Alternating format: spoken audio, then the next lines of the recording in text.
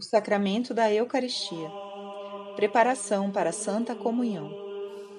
Na missa, no momento em que o sacerdote profere as palavras da consagração, o pão e o vinho se transubstanciam no corpo e no sangue de nosso Senhor Jesus Cristo, de maneira que do pão e do vinho ficam apenas as espécies ou aparências.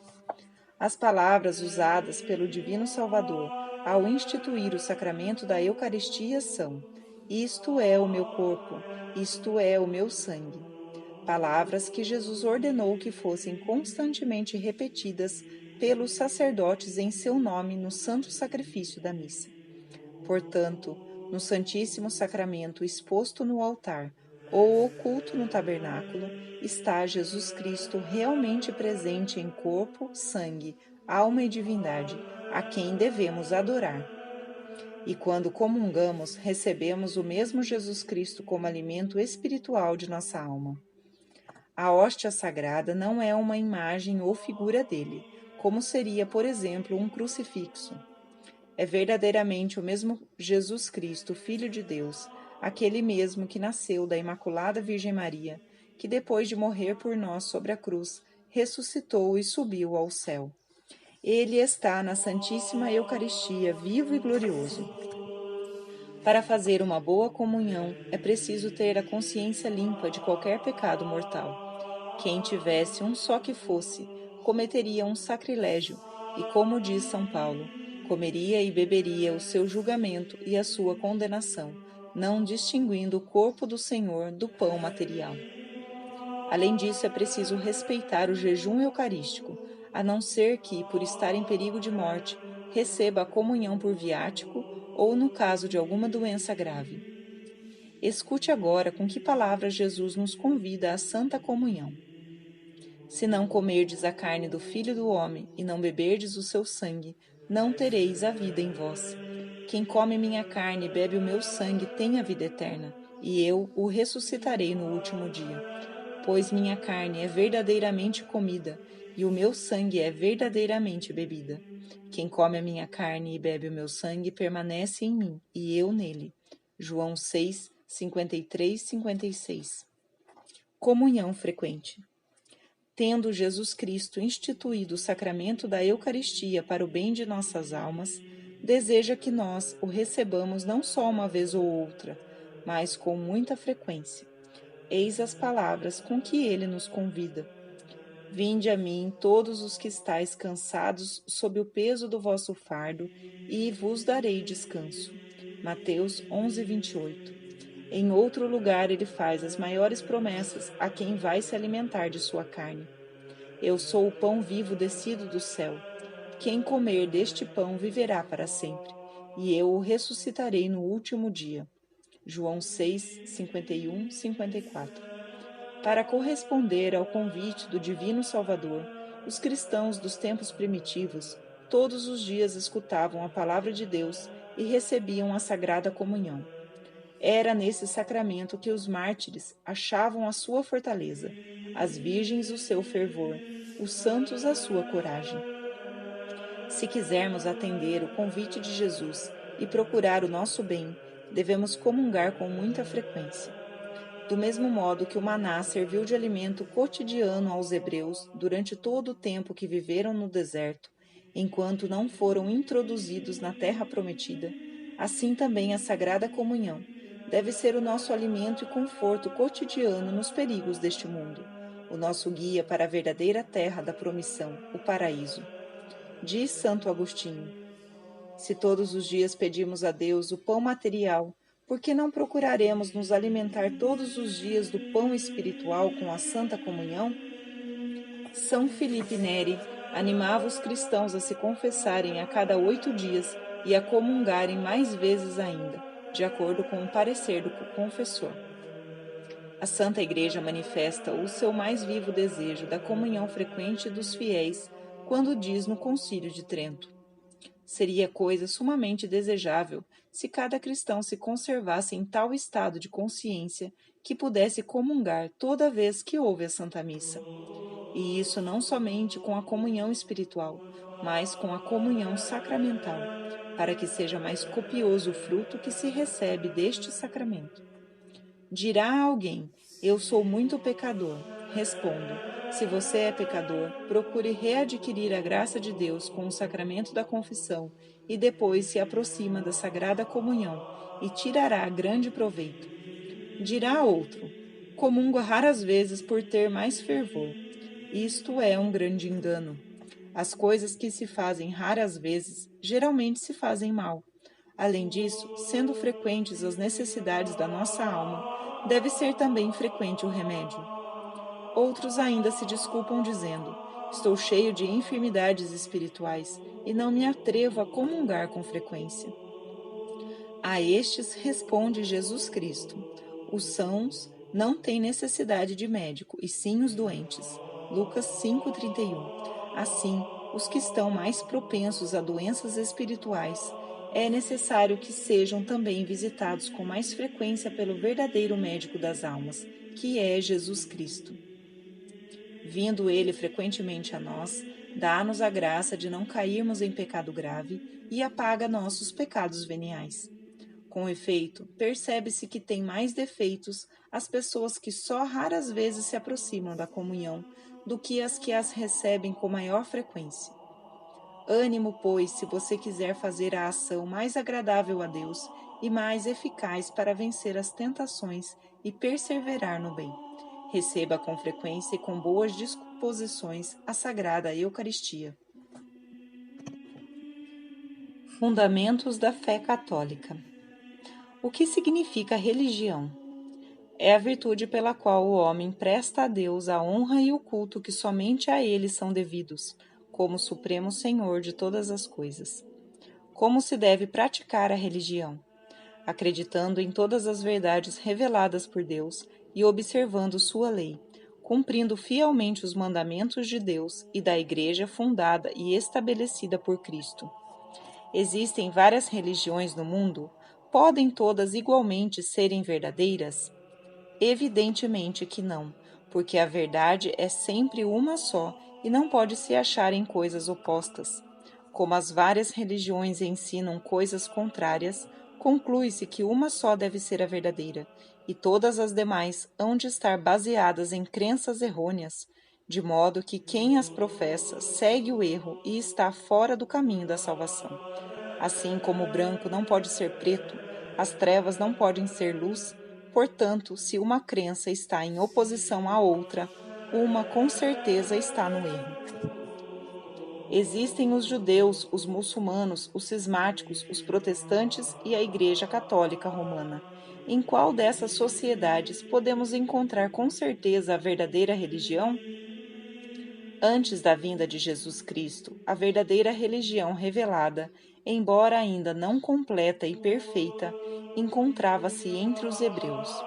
Depois da vinda de Jesus Cristo, a verdadeira religião somente pode ser a que foi ensinada por ele, que com a sua vida, com os milagres e especialmente com a ressurreição, demonstrou ser o verdadeiro Filho de Deus, mandado pelo Pai para salvar os homens e lhes ensinar a verdadeira religião completa e perfeita.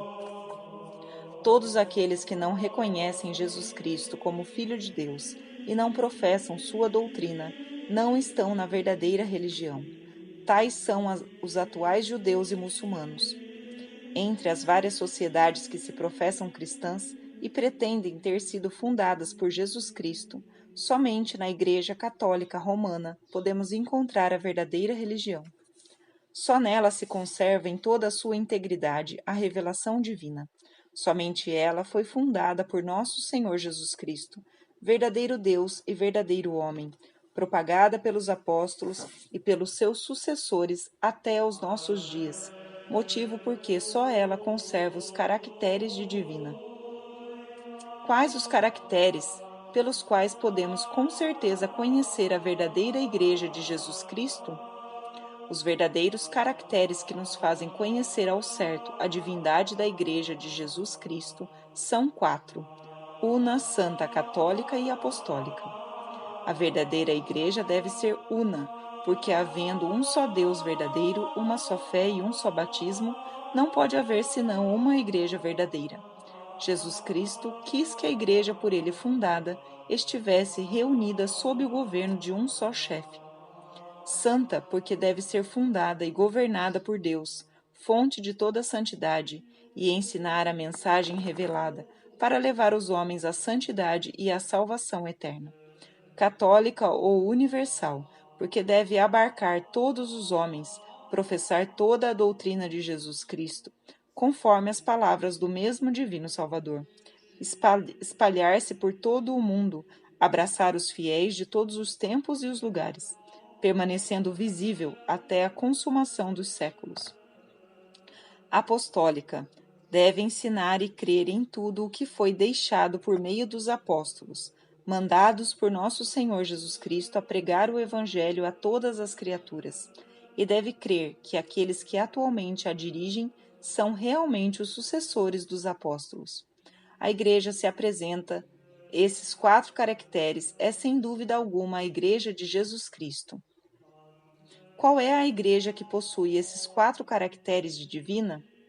Só a Igreja Romana é que pode com certeza apresentar esses 4 caracteres de divina, porque só ela é una, porque todos os verdadeiros católicos, ainda que dispersos pelas várias partes do mundo, nas regiões mais apartadas e longínquas, professam uma mesma fé, uma mesma doutrina e respondem todos a um só chefe, que é o Romano Pontífice, que com um Pai amável e universal regula e governa toda a família católica.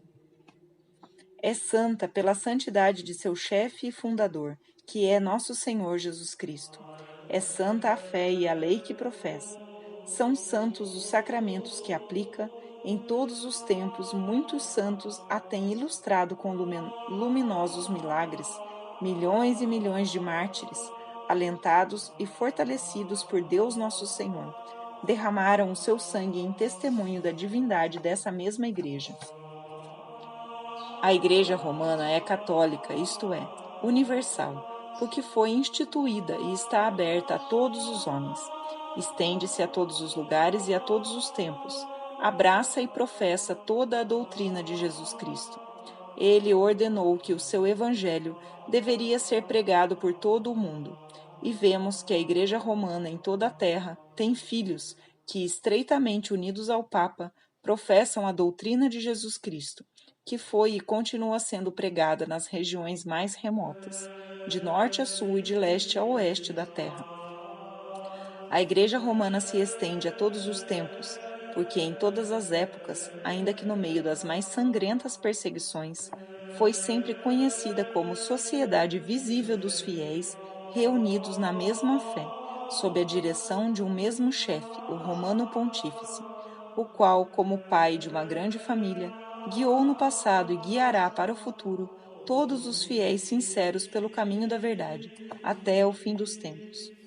A Igreja Romana é apostólica, porque crê e ensina tudo o que os apóstolos ensinaram e tem por chefes e pastores os sucessores dos apóstolos.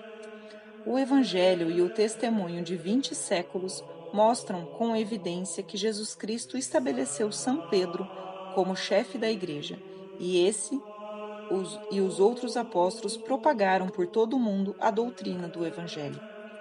A São Pedro sucederam outros papas que governaram a Igreja sem interrupção até os nossos dias. Os apóstolos precederam os bispos, que em todas as épocas e lugares constituíram um só rebanho, reconhecendo só Jesus Cristo por pastor supremo e cabeça invisível, e os romanos e os pontífices de Roma por supremo pastor e cabeça visível. Sempre que alguém se atreveu a ensinar doutrinas contrárias aos ensinamentos da Igreja Romana, foram condenadas pelos papas e bispos, como opostas ao Evangelho. Essa prerrogativa da Igreja Romana é principalmente consoladora para nós católicos. Somente na Igreja Católica se encontra a sucessão apostólica sem interrupção, do Papa atual até São Pedro, príncipe dos apóstolos, erigido como chefe da Igreja pelo próprio Jesus Cristo. Nas igrejas protestantes não existem esses caracteres divinos? As igrejas heréticas não possuem os caracteres da verdadeira Igreja. Não são unas, porque não possuem a mesma fé, nem a mesma doutrina, nem o mesmo chefe. E até é difícil achar dois ministros de uma mesma seita herética que estejam de acordo nos pontos mais importantes da sua crença, sendo desta falta de unidade as contínuas divisões. Não são santas, porque rejeitam no todo e em parte os 7 sacramentos, caminho para a santidade. Professam muitas coisas contrárias ao Evangelho, em oposição mesmo com Deus. Entre todos os hereges, incrédulos e apóstatas, não se pode citar um único santo, nem sequer um milagre. Ao contrário, os principais autores das seitas se mancharam com a corrupção. Erasmo, apesar de ser favorável ao protestantismo, chegou a dizer que todos os homens ilustres da Reforma não puderam fazer um só milagre, nem sequer curar um cavalo manco. Não são universais, porque estão limitadas a algumas regiões, e nessas mesmas variam de doutrina, conforme cada época. Não são universais quanto ao tempo, porque possuem poucos anos de existência. Antes de Fócio não era conhecido o cisma grego. Antes de Lutério e Calvino não existia o que denominamos protestantismo. Antes de Pedro Valdo ninguém se referiu aos valdenses. Antes de Henrique VIII nunca se havia falado de anglicanismo. Em geral, todas as heresias começaram a existir na época de seus fundadores. Nenhuma remonta a Cristo. Não são apostólicas, porque não professam o que os apóstolos ensinaram, rejeitando muitas das instruções. Nenhuma das sociedades heréticas pode remontar com seus membros até a era apostólica. Finalmente, não estão unidas ao Romano Pontífice, que é o sucessor de São Pedro, chefe e príncipe dos apóstolos. Existe diferença entre a doutrina da Igreja Católica de hoje e a doutrina de Jesus Cristo pregada pelos apóstolos? Não há diferença nenhuma. Os que podem ler, estudar e confrontar entre si essas doutrinas não poderão deixar de se convencer de que as verdades pregadas por Jesus Cristo e pelos apóstolos são as mesmas que em todos os tempos foram e ainda são pregadas na Igreja Católica Romana. Que proveito se tira deste fato? Para nós católicos, resultam consequências extremamente consoladoras. A Igreja Católica sempre condenou tudo o que é contra o Evangelho. Logo, erros que pareciam entre os cristãos, defendeu e professou sempre a mesma doutrina. Nenhum papa deixou reviver uma heresia condenada por seus antecessores, nem colocou em dúvida uma verdade proclamada antes dele. Ora, a condenação constante dos erros e a proclamação das mesmas verdades feitas desde o Santo Padre atual até Jesus Cristo, coloca-nos, por assim dizer, nas mãos o Santo Evangelho puro e íntegro, como o próprio Jesus Cristo ensinou e os apóstolos pregaram. Fora da Igreja Católica Apostólica Romana existe salvação? Quem, por própria culpa, está fora da Igreja Católica não pode se salvar, da mesma maneira que aqueles que não estiveram na arca de Noé, diz São Jerônimo, morreram no dilúvio. Assim perece inevitavelmente e não pode alcançar salvação para sua alma quem se obstina em viver e morrer separado da Igreja Católica Apostólica Romana, única depositária e conservadora da verdadeira religião. Qual é o maior erro dos judeus? Esperando ainda pela vinda do Messias, não creem em Jesus Cristo e no seu santo Evangelho. O que deve fazer os judeus para se salvarem? Deve reconhecer Jesus Cristo como Messias, receber o santo batismo e observar os mandamentos de Deus e da Igreja. Quem foi o fundador dos muçulmanos? Foi Maomé, que espalhou seus erros pelos princípios do século VII da era cristã. Sua religião é uma mistura de judaísmo, cristianismo e paganismo, com acréscimos, variações e fábulas, que na prática destroem todo o princípio moral. Quem foi o autor do cisma grego? Fócio, famoso patriarca de Constantinopla, que no século IX se revoltou contra o Romano Pontífice. É verdade que os valdenses guardaram a verdadeira doutrina dos apóstolos? Nota: os valdenses desejavam ser uma igreja dos puros, onde não poderiam pertencer pecadores. Surgida em 1173 com Pedro Valdo, um rico mercador de Leão, excomungado em 1184 pelo Papa Lúcio III. Antes de Pedro Valdo, jamais se ouviu falar de tal doutrina. Depois dele, os seus seguidores a modificaram, adotando os erros de Wycliffe e de João Hus. No século XVI, degenerou em calvinismo.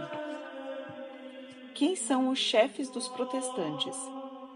Os chefes dos protestantes são Lutero e Calvino, que viveram nos meados do século XVI.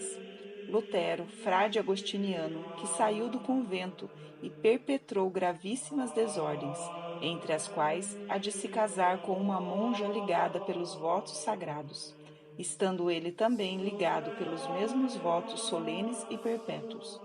Calvino, clérigo simoníaco.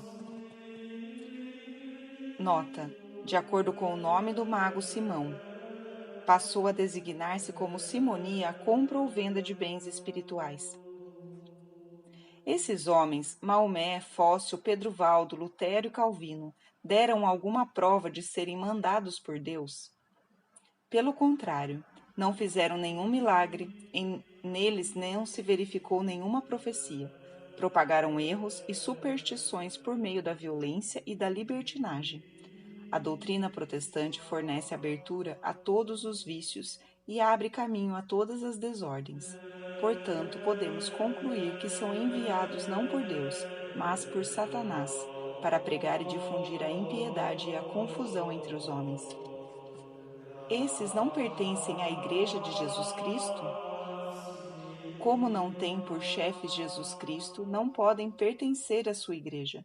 Como ensina São Jerônimo, pertencem à sinagoga do Anticristo, isto é, a uma igreja oposta à de Jesus Cristo. Quem é o chefe da Igreja Católica? O fundador da Igreja é Jesus Cristo, que depois de ter designado São Pedro para governar, assegurou: Eis que eu estou convosco todos os dias até a consumação dos séculos. Mateus 28, 20.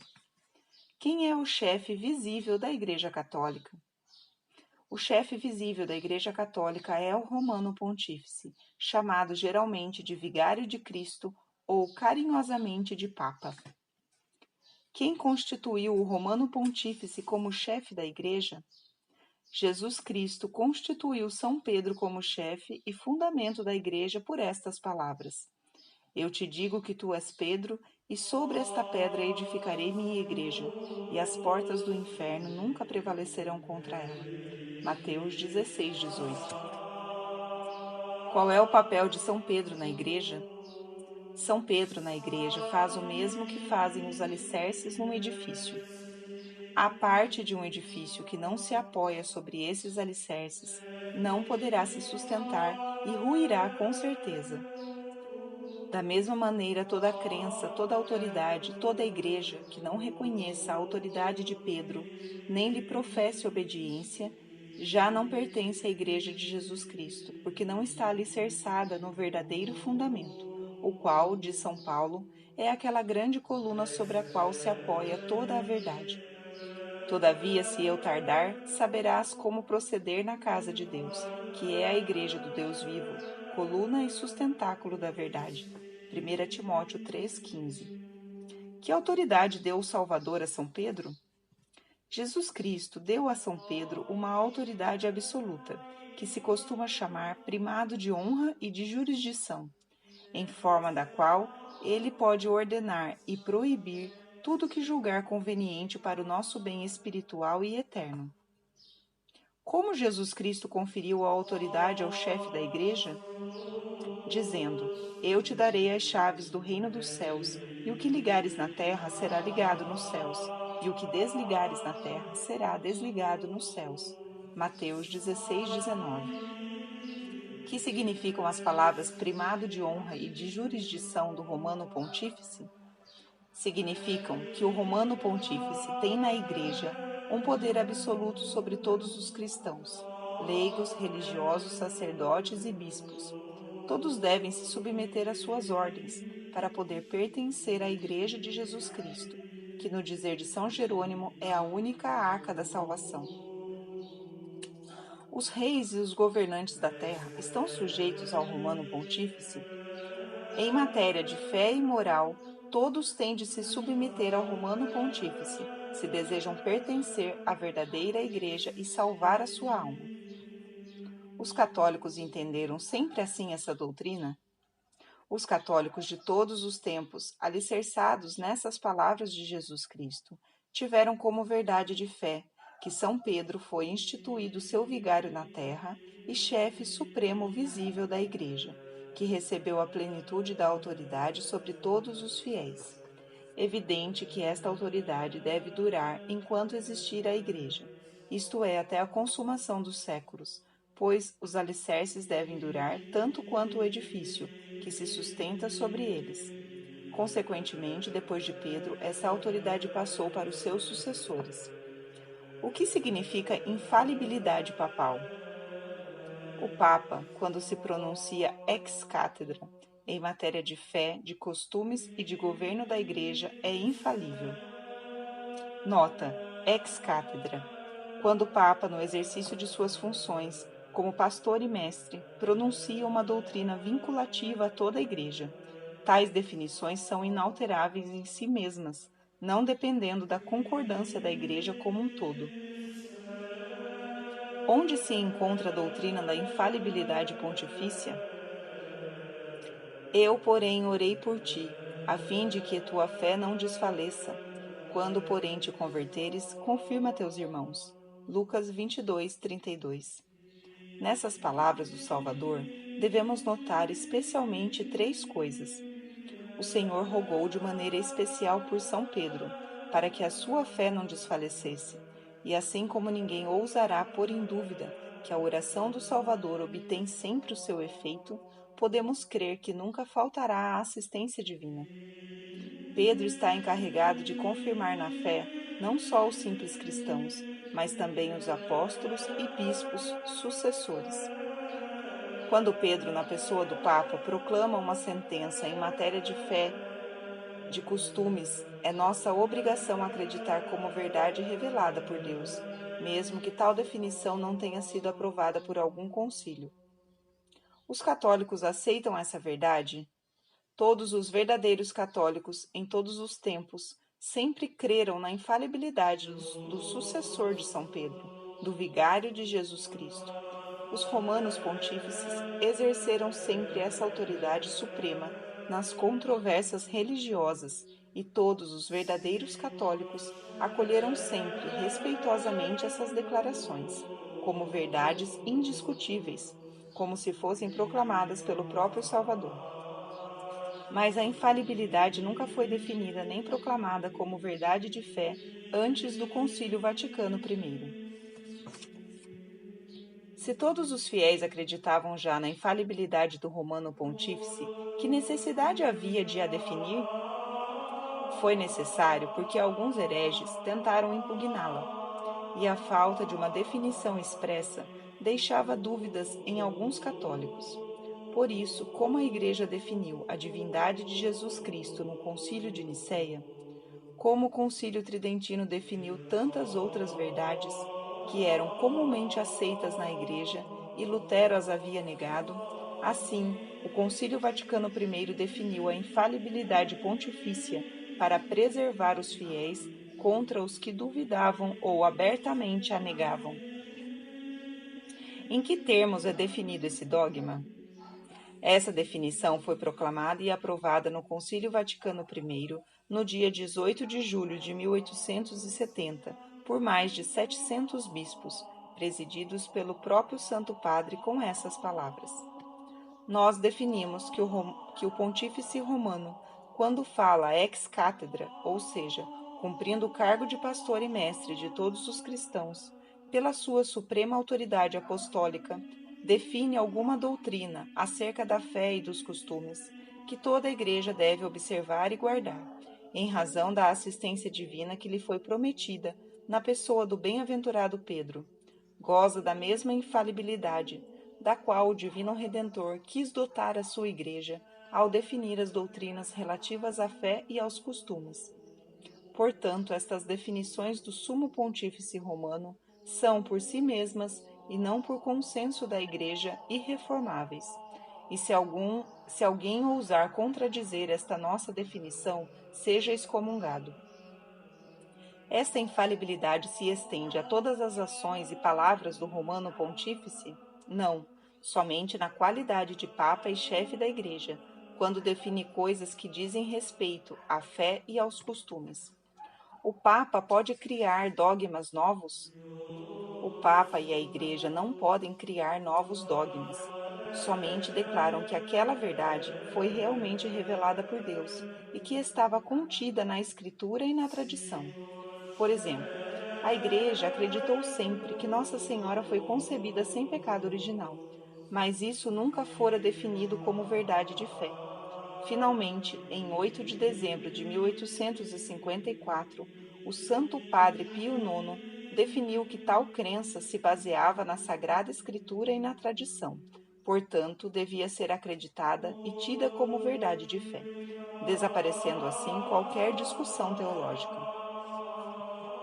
Qual benefício traz aos católicos a definição da infalibilidade papal? As principais são: forneceu um novo esplendor à venerável pessoa do Romano Pontífice, por consequência, para toda a família cristã, pois é natural que a honra do pai se reflita nos filhos. Coloca os fiéis na certeza de que, crendo e fazendo o que o Papa propõe, nunca poderão errar nas coisas necessárias à sua salvação eterna. Possuindo o Papa como juiz e mestre infalível, desaparece qualquer perigo de discórdia e de controvérsia religiosa. Mesmo os hereges devem se sentir como que atraídos e estimulados a reentrar no seio da Igreja Católica, onde encontram aquela verdade de fé, porque entre os hereges, como lhes falta uma autoridade suprema e infalível, e como cada um pode crer o que bem lhe parece ou aprouver, tudo é dúvida e incerteza desoladora, nas coisas mais essenciais para a salvação eterna. Dizem que alguns papas caíram em erro. São calunas inventadas ou que se referem a atos que não se relacionam com a fé da Igreja. Todos os que estudaram imparcialmente a história eclesiástica concordam em que essas asserções são falsas. Que erro cometeria quem negasse a infalibilidade papal? Depois da definição do Concílio Vaticano I, cometeria grave desobediência à Igreja e, persistindo no erro, se tornaria um herege, deixando de pertencer à Igreja de Jesus Cristo. Se nem mesmo a Igreja der ouvido, trata-o como gentil ou como publicano. Mateus 18:17. Os protestantes dizem: nós acreditamos em Jesus Cristo e no Evangelho, por isso estamos dentro da verdadeira Igreja. Não é verdade, porque não acreditam em tudo aquilo que Jesus Cristo ensina no Evangelho e rejeitam muitas verdades pregadas pelos santos apóstolos. Como não possuem um chefe, permite-se uma livre interpretação do Evangelho, trazendo enorme confusão sobre as verdades da fé, abrindo largo caminho ao erro.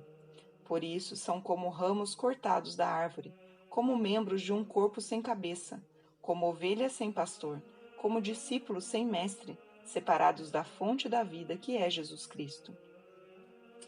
Algum protestante pode se salvar? Somente aqueles que morrem antes de atingir o uso da razão, contanto que tenham sido validamente batizados. Podem se salvar os que estão com reta intenção, isto é, firmemente convencidos de que estão na verdade. Esses no coração são católicos, porque se conhecessem bem a religião católica, com certeza a abraçariam. Que devem fazer os protestantes para se salvar? Devem renunciar os seus erros, entrar na Santa Igreja Católica Apostólica Romana e estar em unidade com o Vigário de Cristo. Quem se obstina em viver separado perecerá para sempre. O que pensam os protestantes acerca da nossa religião católica? Reconhecem que tem havido grandes santos, que operaram grandes milagres e que, vivendo de acordo com os preceitos da Igreja Católica, podem se salvar. Nota: pelo contrário, as seitas neopentecostais consideram a Igreja Católica como a única que não leva à salvação. No entanto, definir qual a doutrina das muitas seitas neopentecostais não é tarefa fácil, pois a cada dia surgem novas seitas, cada qual com sua própria interpretação, mostrando a clara necessidade de se ter um chefe supremo que sirva de referência, ou seja, o Romano Pontífice. O que os católicos dizem a respeito das seitas protestantes? Segundo a doutrina infalível da Igreja, dizemos que os protestantes, se não voltarem à Igreja Católica, não poderão se salvar. Os protestantes, ao dizerem que na Igreja Católica pode haver salvação, é forçoso concluir que reconhecem, de certo modo, que os católicos estão no reto caminho da salvação, estão igualmente com a verdade. E se ponderarmos que a Igreja Católica se proclama infalível e única depositária da verdadeira religião de Jesus Cristo, segue-se também que os protestantes, reconhecendo implicitamente a verdade da doutrina católica, reconhecem a falsidade da sua crença.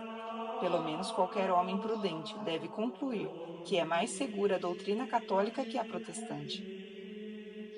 Nota: Melancton, discípulo de Lutero, no leito de morte dizia: para viver é melhor ser protestante, mas para morrer é melhor ser católico. Não haverá nenhum exemplo a esse respeito?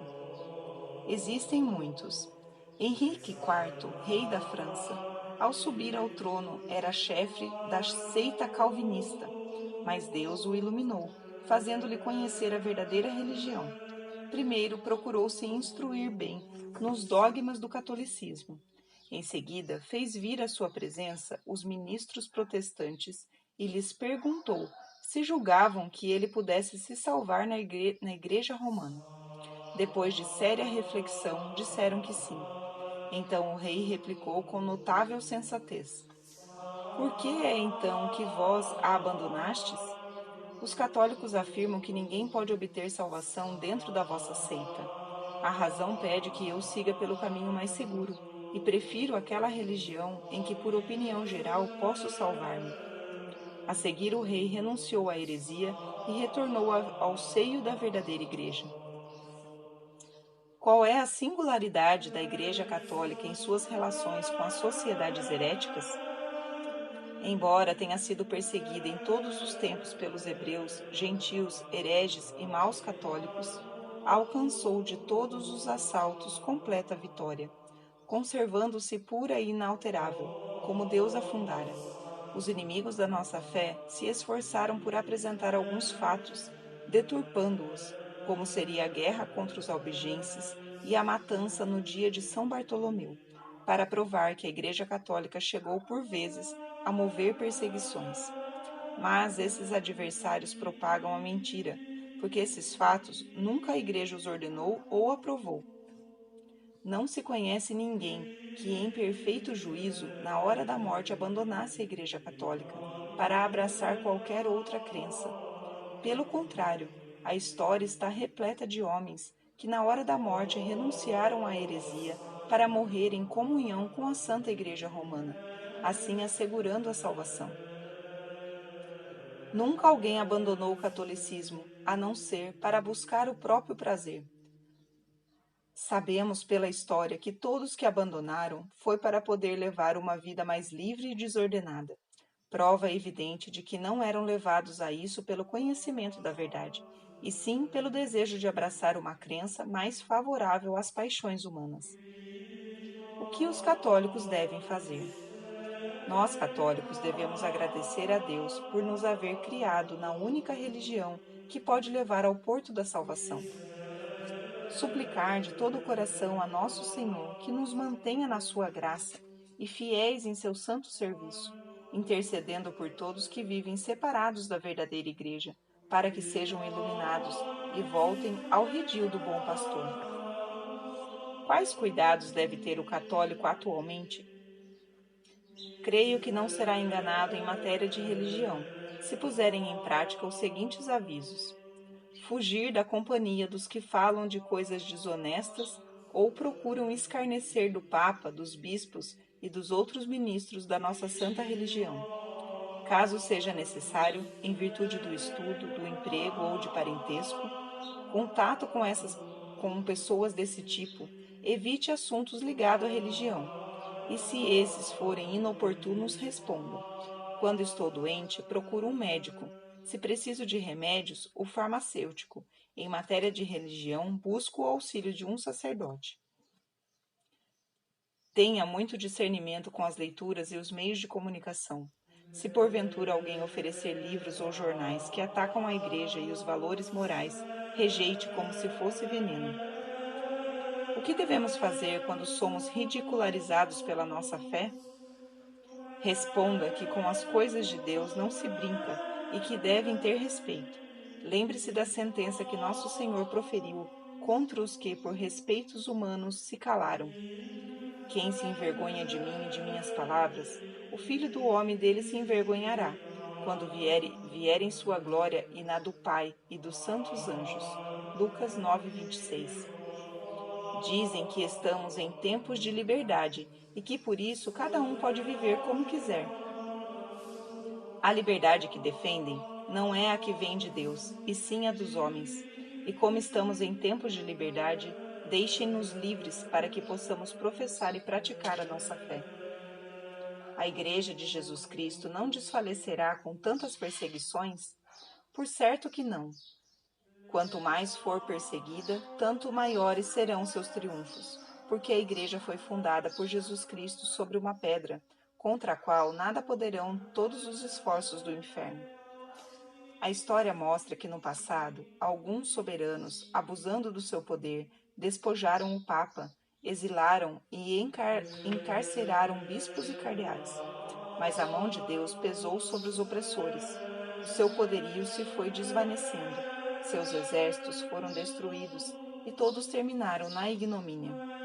Enquanto os romanos pontífices, serenadas as intrigas políticas, puderam voltar a Roma cheios de glória, para entrar de novo na posse de seu trono e exercer sobre o mundo a plenitude do seu poder. O catolicismo, desprezado em certas nações, se dá por permissão de Deus.